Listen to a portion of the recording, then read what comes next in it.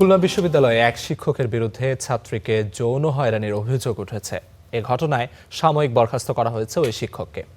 গঠন করা হয়েছে তদন্ত কমিটি। অভিযুক্ত শিক্ষকের বিচারের দাবিতে আন্দোলনে নেমেছে শিক্ষার্থীরা। ছাত্রীকে যৌন হয়রানির অভিযোগে উত্তাল খুলনা বিশ্ববিদ্যালয় ক্যাম্পাস। অভিযুক্ত শিক্ষকের কুশপুত্তলিকা দাহ করে শিক্ষার্থীদের প্রতিবাদ।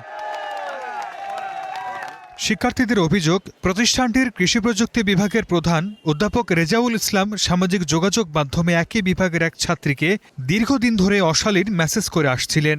গেল সপ্তাহে এর কিছু স্ক্রিনশট সামাজিক যোগাযোগ মাধ্যমে ছড়িয়ে পড়েছে। বিশ্ববিদ্যালয় প্রশাসনের কাছে লিখিত অভিযোগ দিয়েছে ভুক্তভোগী ওই শিক্ষার্থী।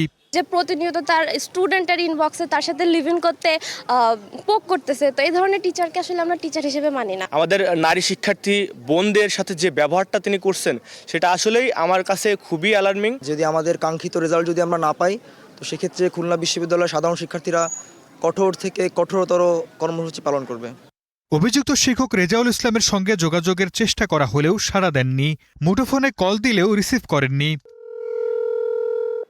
এদিকে এ ঘটনায় রেজাউল ইসলামকে সাময়িক বরখাস্ত করেছে বিশ্ববিদ্যালয় প্রশাসন।